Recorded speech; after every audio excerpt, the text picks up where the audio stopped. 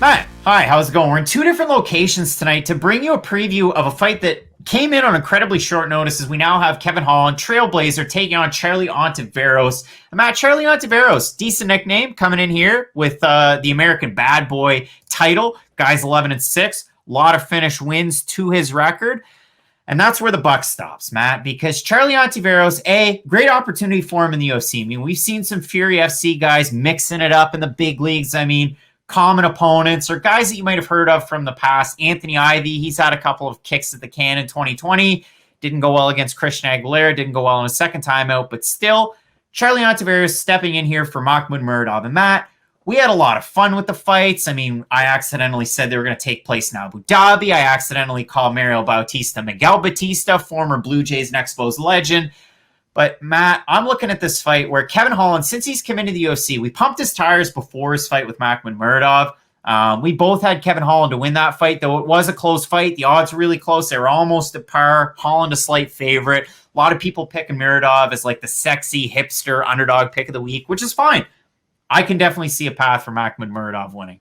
Charlie Ontiveros needs like an earthquake and an overhand right and an axe kick and a check hook to hit all at the same time. And also the planets have to align, and Jared Cannonier has to be there with crystals, and Diego Sanchez has to be there doing a walk-in at the same time. And Miro Yamasaki has to be the ref, and Mike Goldberg has to yell a preemptive, it's over, and Josh Thompson has to pump the tires of Diego Lima and call him a goat. All these things have to happen at once.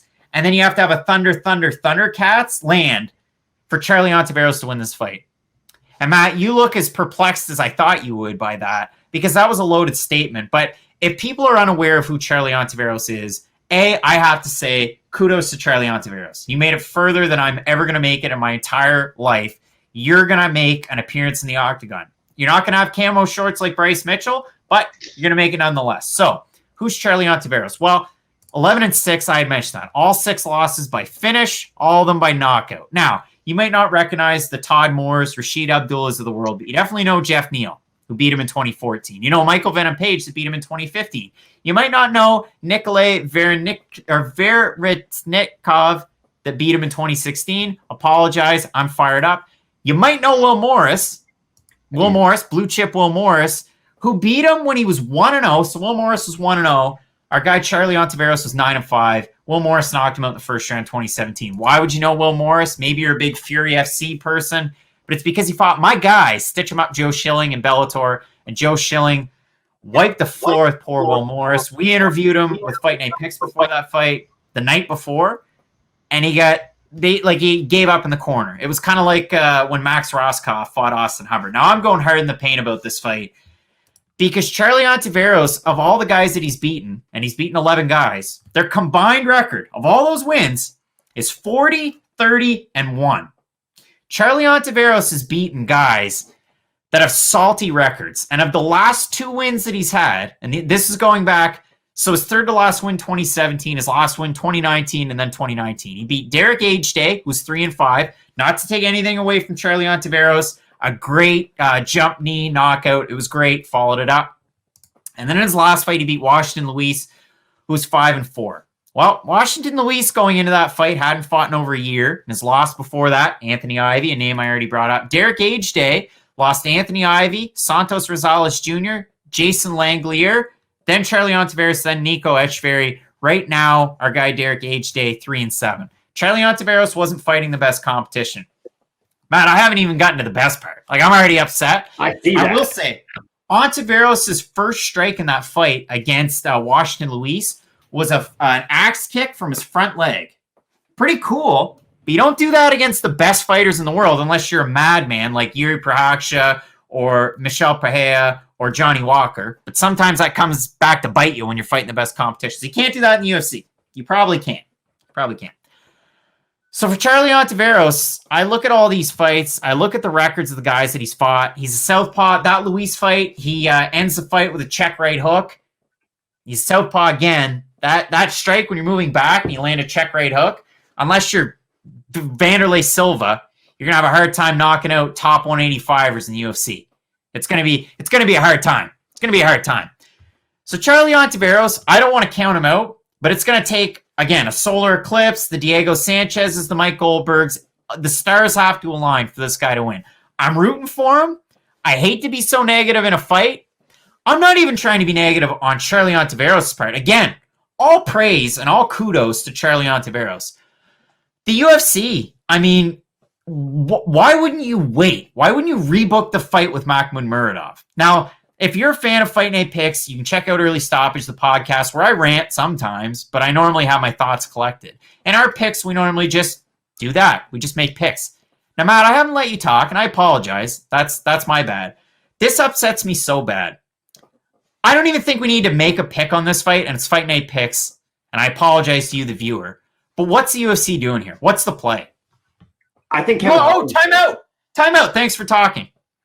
Charlie Ontiveros has only had one fight above 170 pounds. Of his 17 total fights, he had one catch weight at 174 pounds. Every other fight was at 170 pounds, and he hasn't fought at 174 pounds in over 6 years. Sorry, go ahead, Matt. I think Kevin Holland's going to win.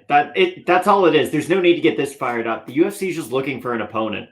There's no reason to get this fired up. I get it. It's dumb matchmaking, but like Kevin Holland's going to win. He's going to have another win on his record. That's all it is. They're matching him up with a guy who has 6 TKO KO losses. And I honestly, be honest, if Kevin Holland fought Anderson Silva, would you favor him against him at this point in his career? I would. Yeah, I would. I believe Kevin Holland could probably be one of the two, if not maybe on a good day, both guys in the main event. And now you're giving him a guy who's been knocked out 6 times. It's bad matchmaking. It's dumb. It's not a great look by the UFC, but sometimes you fight cans, and this is one of those times. Yeah, but this isn't Bellator. This isn't, listen, Charlie Ontiveros at one point was that can. Remember the conversation how Michael Venom Page, all he does is fight cans. All he does is fight cans. He fought Charlie Ontiveros in his can-crushing mission. This is the guy. And again, kudos to this guy. Kudos to this guy. Kudos to Charlie Ontiveros. I apologize for being so negative. If we have a look at the odds, Matt, you're going to catch Kevin Holland in the streets one day. I probably will. Kevin Holland open to minus 800. He's now minus 699. For Charlie Ontiveros, open plus 550. He's now plus 511. The trouble I have is at the end of the day, why wouldn't you just wait? Why wouldn't you have a Muradov or a 20 to 15 guy or even a guy that's in the lower tier of that top 15? I get it. Middleweight, it's a good division. Why wouldn't you wait? You had Trevin Giles and Holland fall out. Buckley stepped in on short notice. But we kind of knew that Buckley was going to be half decent. I mean, if you watched any tape on him from LFA and the lower leagues, this guy was making his way there. He got rushed a little bit. Why do we have to have Kevin Holland in a fight? If he's right there, Kevin Holland would have said yes to it, though. This is the problem. You're just going on like Kevin Holland just got forced to fight him. No, Kevin Holland said yes to it because in his mind, he's like, okay, I'm going to get paid my win and my show, and I'm probably going to get a bonus too. So why would I say no? Like, it's an easy win. He's going to be able to fight in a couple of weeks against whoever. So, again, this isn't that big of a deal to get so fired up about. Kevin Holland's going to get another W. That's always fun. Matt, this is a totally different Fight Night Picks video than we've ever done before. I'm as upset as I've ever been about matchmaking. People can get upset about it, and I can get upset about it, but it's not going to change. You're going to have Holland and Ontiveros this weekend. Let us know who you're thinking is going to win. Maybe the planets align. Goldberg yells it's all over, and Ontiveros gets the win, Matt. We both have Kevin Holland to get the win here. Make sure you check out the rest of the playlist. They're normal Fight Night Picks videos. I'm even keeled for the most part, and we're having fun, and we're getting ready for Question Mark Kicks on Saturday as well. That one's coming out, so make sure you check out the live show with the both of us. Matt, I'm looking forward to this fight card. Keep it locked in with Fight Night Picks, and as we always say, let's get into it. Get into it.